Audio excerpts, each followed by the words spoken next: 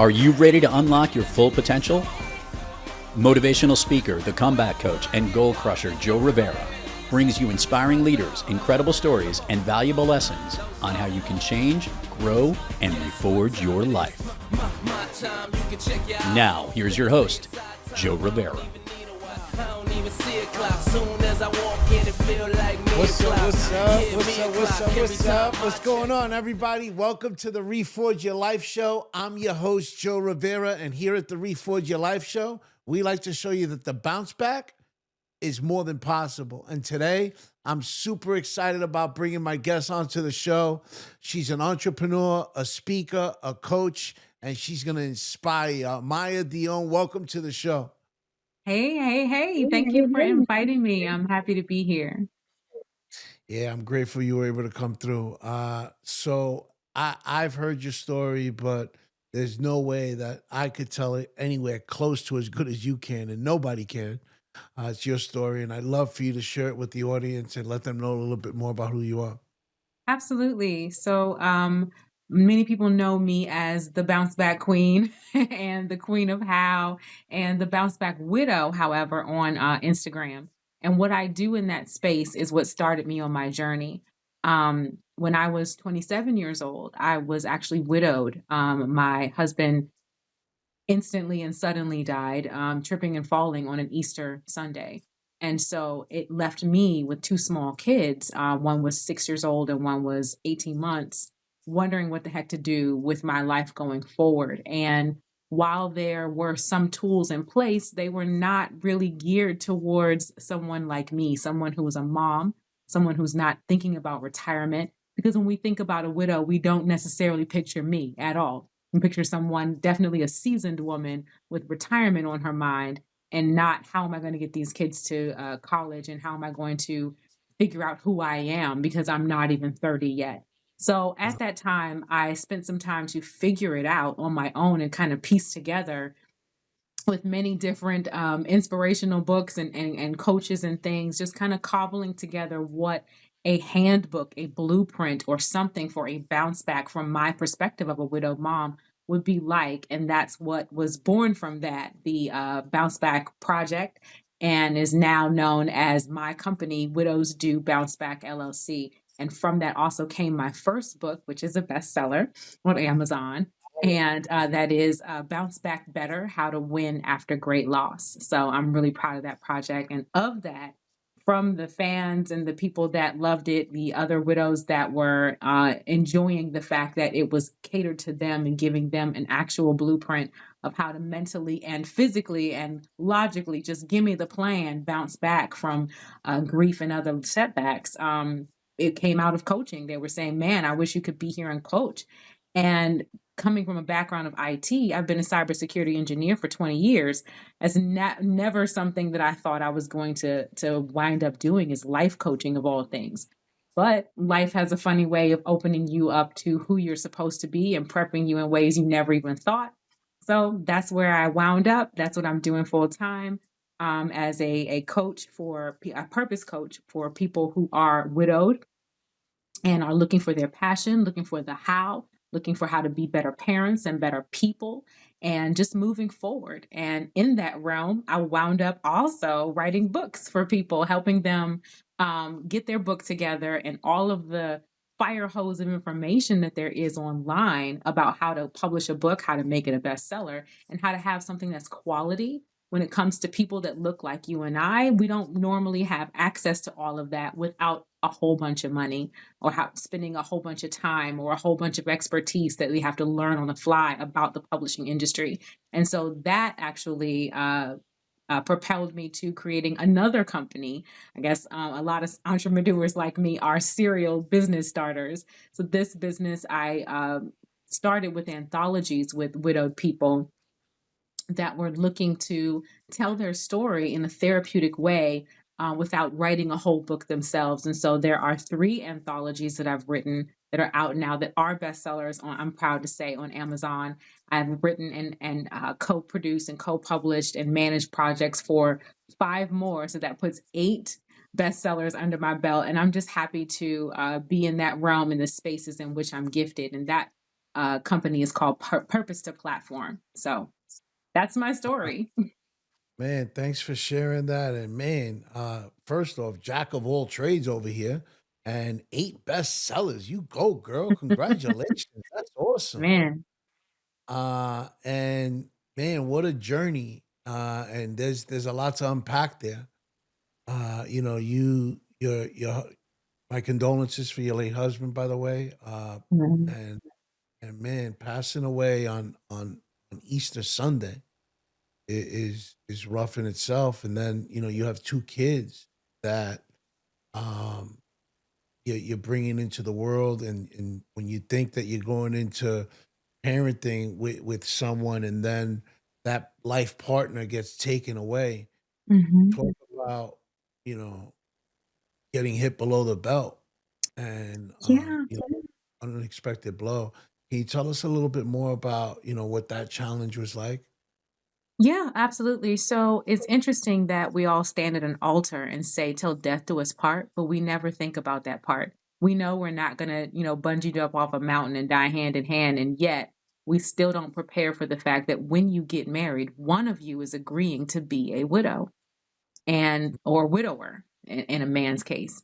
And that's not only powerful and sobering, but it can seem to be morbid for some people, and for a while it was for me, and it made me not wanna believe in love or make commitments or even, love anymore because I'm thinking, "What's the point?" But the beauty in that tragedy was that there it is one way to look at it, that it could be morbid, but it also could be a challenge to live your life to the fullest. Say everything you need to say to your spouse and live like you don't have a tomorrow. Live like one of you is going to have to be in this earth without the other one day. Make the promises, keep the promises that you want them to know, how you want them to act in the world without you. Let them know. I wish I could have added to my vows back then that, if it was going to be him here without me in the world, then please go find love again. You are worth that. Please go, don't be miserable, and waiting to meet me one day. Yes, I will see you one day, but I want you to be loved because you deserve that. And that kind of rekindling of your zest for life is not instant. At first, it's pretty bleak, and you feel like, "What's the point?" But that journey through "What's the point?" Really blossomed with me when I made an effort to reconnect with my faith. That was a hard thing, honestly, to even feel connected to, being raised Catholic and being very steeped in the act of religion, but not really understanding the importance of relationship. And I think, when I began to develop relationship and understand what that was like in my faith and what purpose it had in my understanding of what my life was to be going forward, that really it really instilled in me a fire to live well, and to take up space in my time here as best I can. So I guess in a nutshell, to answer your question, going through that was complete transformation of who I am and why I am and whose I am. And Right. that was not as important to me or clear to me before, when I was married and his wife. I was mostly consumed with that, and that was fine with me. There was nothing wrong with that. But being Yeah. forced to find me is the transformation that took place. Yeah, man. No, that's so powerful. And talk about losing yourself before you find yourself, and Mhm, also how being born and raised Catholic, but losing your way, losing your connection mhm, because you didn't know how to build that connection and build that relationship. Man, I get it. I was born and raised Catholic. I completely lost my way along the way and didn't mhm. even know what a relationship with God was. I thought it was saying Our Father, Hail Mary, and asking for forgiveness when necessary. My mom passed away, and I got into a mode where I was mad at God, Mhm. and I was on my victim role. Why did you take my mom? So it sounds like you went through something similar where you lost that connection. Um, so what was going through your mind in that moment when, you Mhm. know, n after losing your husband and your life partner, and you started losing your way, what did that look like? Oh, yeah. Yeah, I felt like I lost everything, when I lost him because I lost the life that I had attached myself to as my identity. That circumstance of being married, that experience of being someone's wife, I had attached that to my identity. Those Mm, prayers answered and those children as blessings, that was my identity. And instead of being a circumstance or a season, and what I can only surmise this is what God was taking me through was you've seen one side of me. I need more. I need you to be closer to me. I need to understand. I need you to understand more. And my problem was my thoughts that were running through my head was, how can I worship a God that would do this to me, that would do this to my children who deserve their dad, that would do this to a man who all his life, all he wanted was to be a better father than his dad? Like, why, of all the people that don't want to be parents and all the people that dedicate their lives to other crap, why would you do this to me? And what am I doing worshiping you when this is what I get for being a good person? To me, I'm thinking I'm a good person. I do my best. I tithe, I go to church, go to confession, all the things. And the religion was lining up, but the what I thought I was entitled to was not. And so yeah. there was a, a large point of my life or of that period of time where I was angry. I was jaded and I was frustrated with being good. It was like, for what? Having relation with God, for what? And Mm, so the transformation came in when he showed me for what, and the for what was the point of life in general, I think. And it's the journey, it's the yeah. love, it's the joy, it's the connection, it's the recognizing that you are specifically important to him. And, your setbacks, big or small they may be to you, are part of the story, but the story ends for your good. And so as I, began to reach for that, thank God he reached back. Yeah. And I was able to right myself on that track. But it was definitely a difficult journey. But before we get into the other side of where you started building that relationship and having that moment with him and building the relationship where it took you to the next level, what did what did not having the relationship with God do for you? What happened then where you lost that relationship? Where were you mentally, emotionally? Like what was going through your mind? I know you mentioned, why trust in God? Why believe in it? But what was going on as far as your life outside of the spiritual, Mhm. while it was spiritually bankrupt? Oh, it was crazy. It was depression. It was anxiety. It was stress. It was throwing myself into everything that I possibly could that was not God. I was throwing myself into parenting, thinking, oh, I can live for my kids. I was throwing myself into family, thinking, oh, I'll just show up for family all the time because I've got nothing. I've got no one else. It Mm, was throwing myself into my work as a cybersecurity engineer, thinking that, oh, maybe I can get some more certifications and all the things. Threw myself into my social life, trying to travel with my girls and do all the retail therapy. And I learned, I went and learned other skills like jujitsu. I can do jujitsu now. you know, I actually prefer Muay Thai to grappling, but that's different.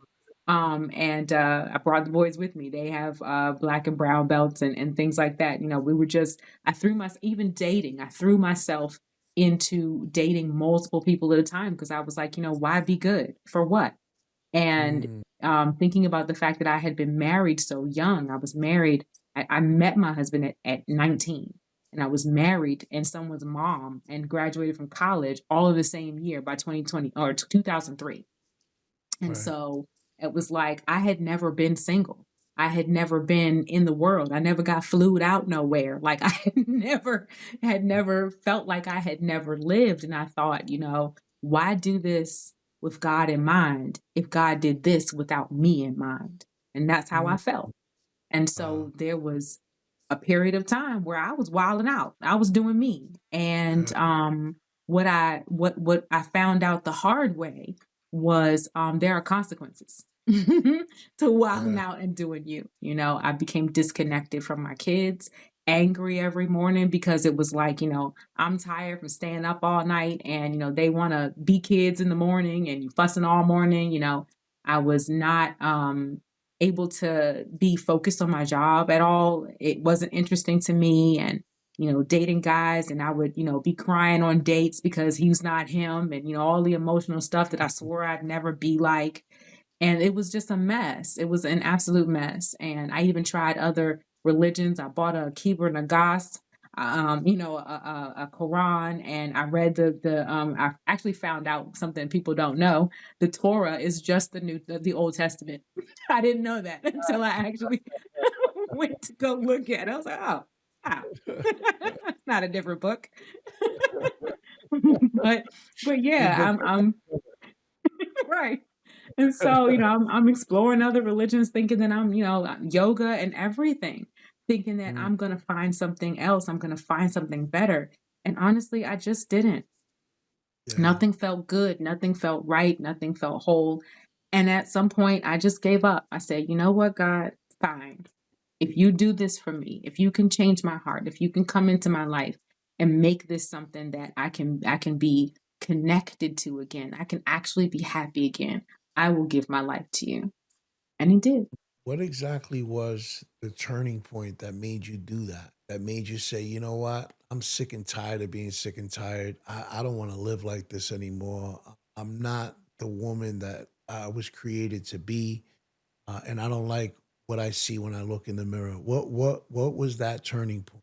Um, that turning point was around the time where I was starting to feel like I was getting the ground back under my feet. Like I had began to, I couldn't afford the house that my husband and I had anymore. So I had to put it up for rent. So that was like a whole ordeal. So when I finally got that place up for rent, I was able to move out of my parents' house and get another townhome, and feel like I was doing something with myself and my money. And the kids were adjusting, and I had just met a new guy that I thought was really good, and it seemed like everything should be going well and I should be happy, but I was miserable. Like Mm. inside, I like you said, I looked in the mirror and kept looking for Jason's wife and couldn't find her.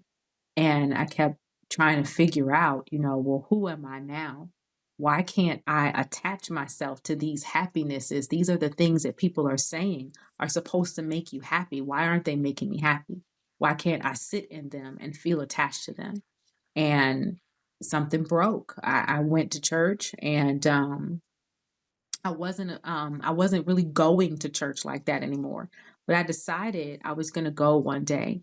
And I believe it was another Easter. And it may not have been. It may have been maybe the Easter or the Sunday after or before. But I decided, you know what? I'm just going to go with my mom to church. Why not?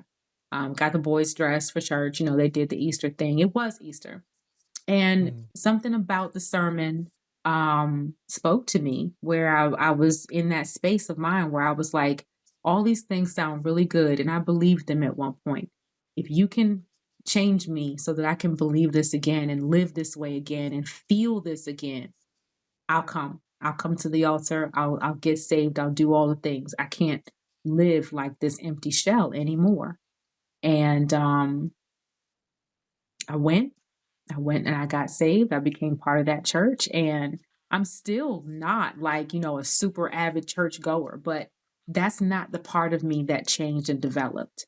It was the part that was looking for relationship. It was the part that seeks God every day and seeks a relationship every day, and makes a routine and habit out of, knowing the word and being steeped in it and just learning and growing in it, as the person God has for me to be. And um, that led me to finding out more about myself and the things that he put in me. That was the first step. And it's so funny because, and I hope I'm not being long winded. It's so funny because it didn't instantly happen like in the church that day when I got saved.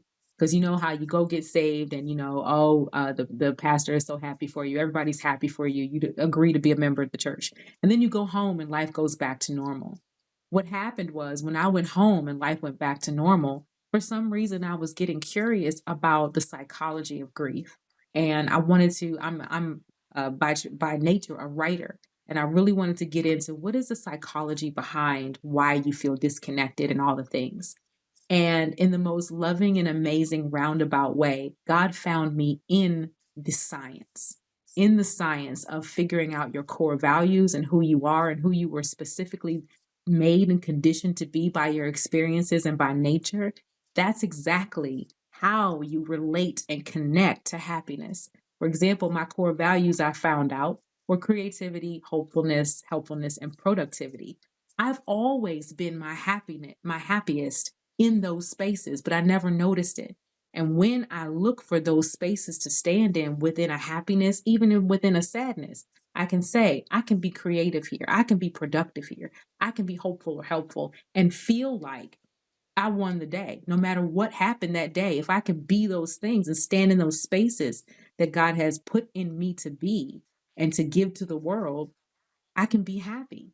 And it was like I had asked God, make me happy.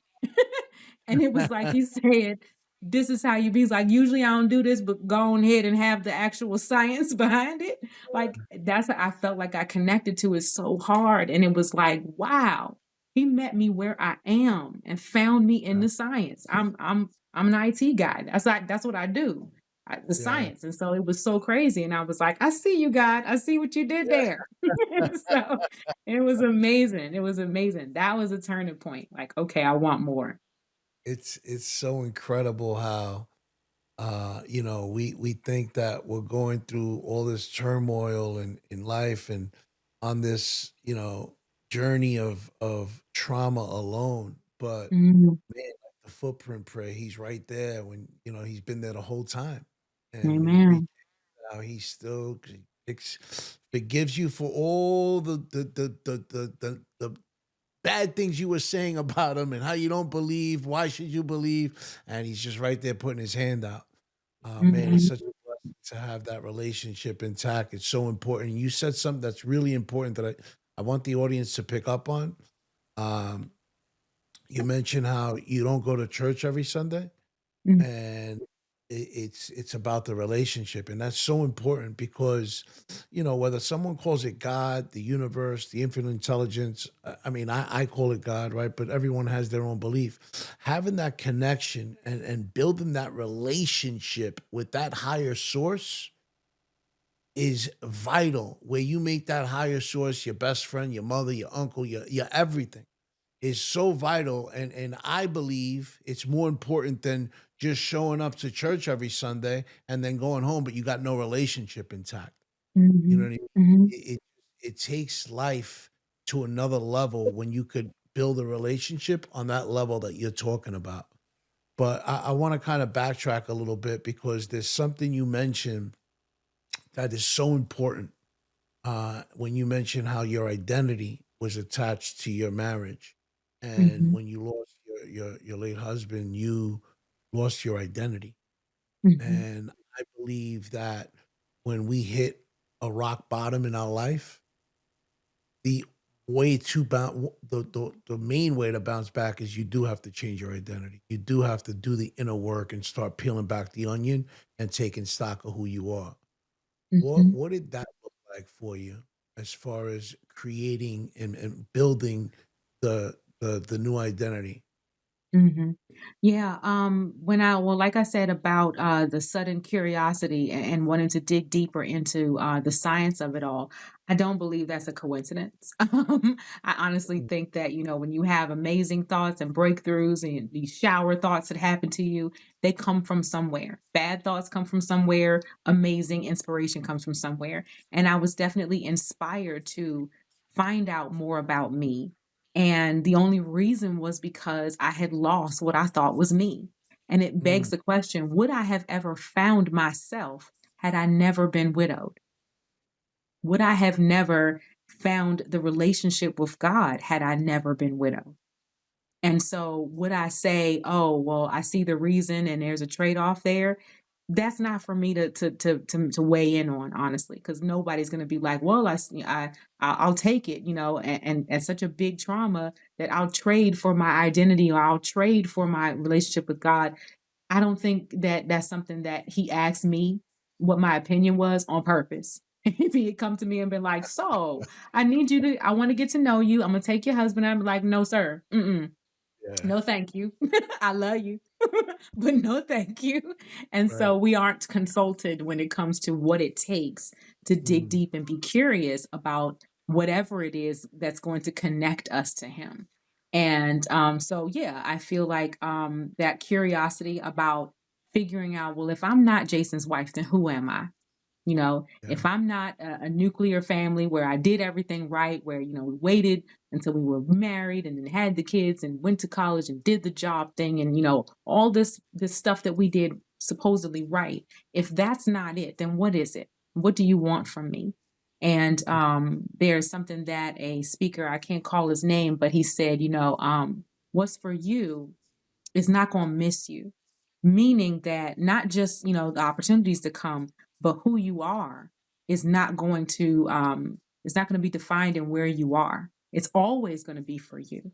And so if, you feel like, okay, well, God, if my purpose in life was not that experience and that circumstance, what is it? you know and all along God has been saying, this is what I want from you. I want you to pray without ceasing. I want you to meditate on joy. I want you to do those things, and in those things you'll find me, you'll find happiness. And so that's what's for you, and that's what you're supposed to be connected to in whatever circumstance you're in. And Mm. so that's where, as I'm finding out that I am certain things with or without these circumstances, I am a specific person. I am creative, hopeful, helpful, and productive, no matter where I am. Then I'm thinking, okay, so the constant is not the circumstance. The constant is who He made me to be, and that I can be that and follow what the Bible says to do in combination, and that's what I attach myself to. And so, I hope I didn't forget your question. I think it was, I think it was about, about connecting to identities. And when you figure out your identity is who God says you are, not your circumstance, that's when you can discover it, map it out, and begin to pursue life that way. And it's so much better. It's so much Man, better. so incredible, man. You should have told me we were gonna take him to church today, girl. Amen. Man, amen for real. No, but so it's amazing how what you're talking about is proof how our past doesn't define us, right? Absolutely not. It's something where, because I remember after losing my mom and my life going upside down and almost losing my life to substance abuse. And by the grace of God, I was able to achieve sobriety and rebuild my life and build this platform and build this life that I'm living. And it's a blessing. And people ask, man, do you regret the past? And I'm like, just like what you were saying, man, Mhm, if I didn't lose my mom, if I didn't battle substance abuse, maybe I wouldn't have been so close to God the way I am. So I say thank you to substance abuse for making me the man that I am today. Thank you to substance abuse for bringing me closer to God and giving me this incredible relationship that I have, which gives me mhm, this incredible platform that I'm building where I'm able to walk in my purpose. So mhm, I don't think it's so far fetched to say that maybe if one doesn't happen, the other doesn't happen. You know what I mean? And maybe it mhm, was. I believe we all have a purpose in this life, and we're all mhm, have a day that we're born and a day that we go, and God knows what mhm, that is.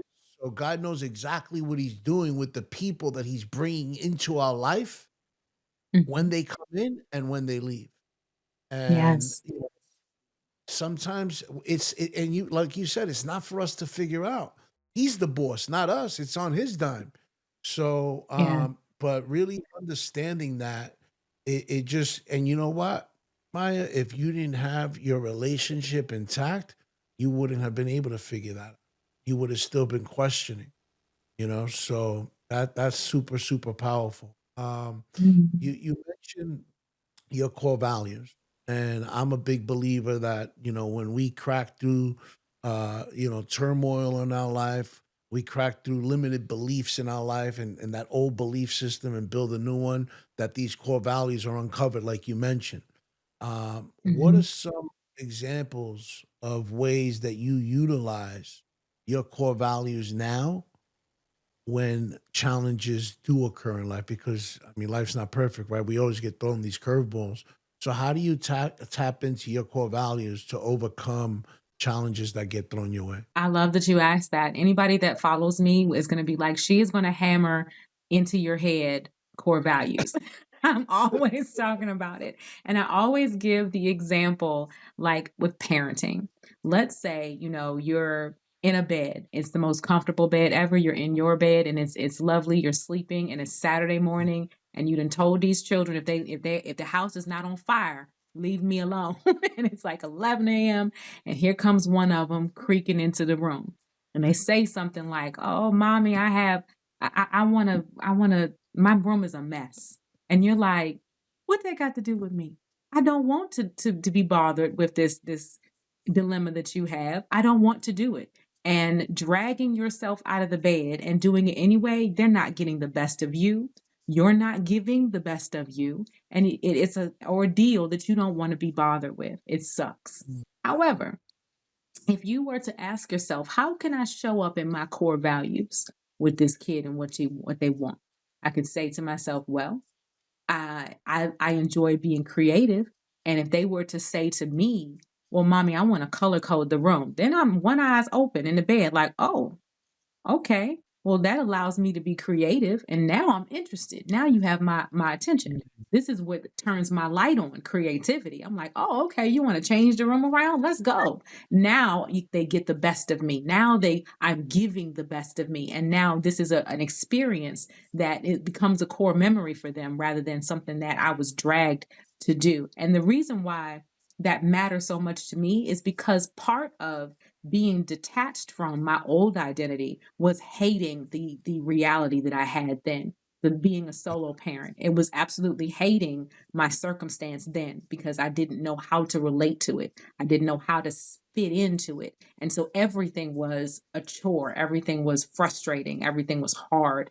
Fussing at the kids all the time. And I'm like, I'm not being the mommy that they deserve.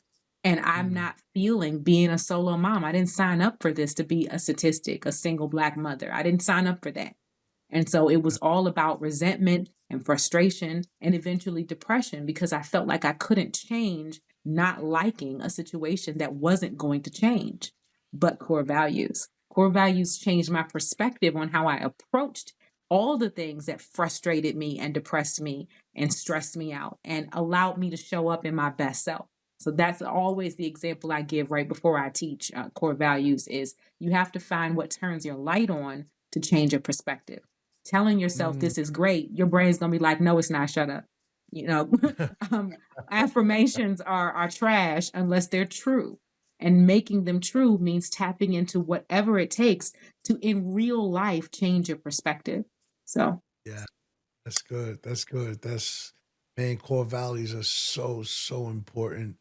And to really understand your core values and know how to utilize them to be able to catapult you into your future and pull mhm, you away from, draining catabolic situations to be able to move forward and move the needle forward in your life. And it's so mhm. important to understand that. Maya, I love for you to tell the audience, where they can find you and what you're doing now, what you got going on. Say that again. I'm sorry. I'd love for you to share with the audience what you have going on now, what you're doing now, and where they Yes. can. Yes, right now I am in the middle of building a membership for my widows. I'm a widow coach, and we're building right now expansion. This is the year of expansion, 2025. So stay tuned for where to find that membership. At the moment, I have a free group on Facebook that's called Finding Next You. So it's a private group, so you actually have to search www.facebook.com/finding next or /groups. facebook.com/finding next you, or you can search for Finding Next You, but it's there. I'm also on Instagram at the Bounce Back Widow. And that's what I'm doing in that realm. And on the flip side, with authors, I'm working on some amazing books for some amazing authors coming up. Hint, hint, Joe is one of them.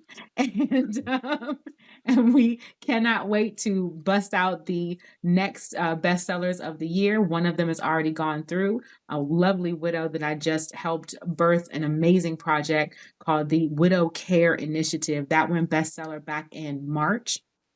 And that is a book on Amazon you can find if you're looking to build a widow care ministry in your church, and the how to do that, and the right way to do it from the mouths and hearts of widows, and not from people who have never been and don't understand it. So that was such a valuable piece that she did. And that is called Purpose to Platform. And you can find both of those businesses, whether you're looking for your passion and purpose in your life now as a widow, or you're looking to write down your passion and purpose and share it with others in your journey. You can find both of those businesses at mayadion.com. And listen, if y'all are looking to get your book out there and get your story out there, whatever it is you're looking to write, man, she is incredible at what she does. I highly suggest. I'm talking from experience. And man, if you're looking for an amazing speaker who's resilient, who could ignite the crowd and take them to the next level, she's your woman. She's awesome. All that's going to be in the show notes, where to follow her and all that good stuff. So Maya, there's a few questions that I ask all my guests. The first is, what does the word purpose mean to you? Purpose. The word purpose to me means, what am I here to share? I think we're all here to share something. We're supposed to work together as humans, as brothers and sisters on the earth, and we all have something to contribute. And I think purpose is what you're here to share, what you're here to fix. It could be something that bothers you. It could be something that propels you. It could be something that is small to you or big to you, whatever the cause. Everyone has a specific reason they're here to share something that is a core value, that is something God has put in you to be a piece of this giant puzzle. That's right, man. We were all created with a purpose, and it's our duty to go and find what that purpose is, so that Mhm. we could be in alignment with God, our higher source, to be able to live out that purpose and fulfill Mhm. that purpose. Uh the word reforge, when you hear that, what comes to You said reforge. yeah, when the word reforge, what comes to mind when you hear that? Man, it's a breaking. It's a breaking of what was and a remolding of what should be, of what will be, um, based on the fires that are trying you, pretty much. I feel like we are all molded as in our different experiences. So I wouldn't necessarily say that our past don't dictate who we are. They're just part of who we are. They're part of the setting in the kiln, in the fire. They're part of whatever molded us in that situation and brings us to the next step. And so reforging is to me, it is a molding of your next you, your next step. And I have a hashtag next you. And to me, that's it kind of it parallels a reforge, a transformation, transmutation, next you. Because it's not about being a new you. It's about forging what you already are into the next version of you. And so that's what reforge sounds like to me. So good. Such a good definition. Love that. And what's one thing the audience doesn't know about you that you enjoy Hmm. doing, That I enjoy doing. for fun? Oh, well, I'm no longer kickboxing. Not because I don't want to, but something I do for fun that the world doesn't know about me. Probably, I do like trap yoga. I know that sounds weird, but At least you didn't it's say trap yoga. yoga. Yeah, So but yeah, it's yoga to trap music. It's great. yeah, yeah, okay. Oh, that's awesome. And there Yep. is someone out there right now who is looking to reforge their life Mm, and they don't have the tools, they don't have the know-how, they don't know where to begin. What's one piece of advice to give someone that's looking to reforge their life? mm. Obviously, to pray about it, obviously. Mm, And I don't say that like, a throwaway. That's definitely something that I think is part of the ushering in of the revelation, the accepting that there is a higher power and giving him the controls, giving him the helm. But also in standing in your part to connect to whatever it is that you want to be next, to do the research, to dig in. And people say it's really corny, but do a personality test to see. mm, There's a free one that is very close to Myers Briggs. It's 16personalities.com. Get on there and see which little avatar you are. See if it's true. Because what it's going to do is put you in a mindset of, am I this or am I that? Does this thing feel right? Do I feel connected in this way? And if so, how can I contribute to the world as this? And if it doesn't feel right, it causes you to keep digging. Say, maybe that's not me. Maybe I'll take it again. But I think that's a great place to start, to just find out, well, what is my foundation? Where do I start from? Am I an advocate person? Am I, a connector? Am I, what am I? What am I, a catalyst? Who am I? And mm, how do I work best? How do I give best? Because if you start in a realm of servitude, you start in a posture of how can I serve? You find out the best of who you are and what turns your light on. mm. Yeah, that's real good. And it's so important because if you're looking to reforge your life, a lot of the times you're reforging, there's identity work that has to get done. Hmm. So taking a personality test like that and learning more about who you are in that moment when you're ready to reforge, still one. I like that. Well, listen, Maya, this has been awesome. I knew that there was synergy that we were going to be able that we create, and I knew that Yes. we were going to knock it out the park. But man, Yes. this was even like iller than I thought. Man, this was you brought the thunder, girl. I love it, man.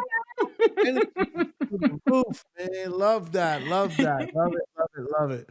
And as you know, I love working with you, and I'm glad that we were able to share this platform together to be able to create impact. And man, I'm so grateful that you were able to come through.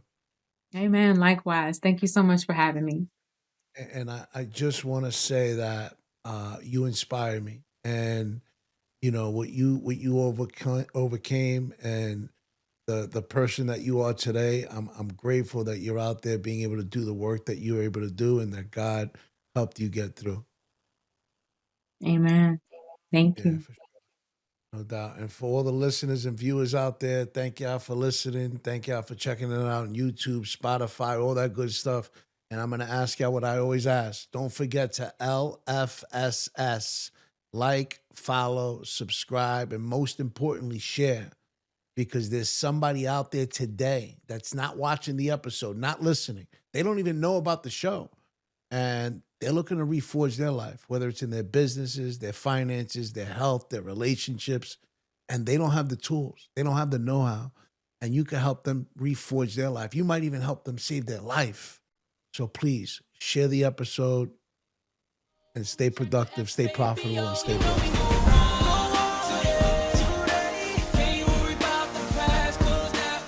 You've been listening to Reforge Your Life with your host, Joe Rivera. Make sure to subscribe wherever you get your podcasts.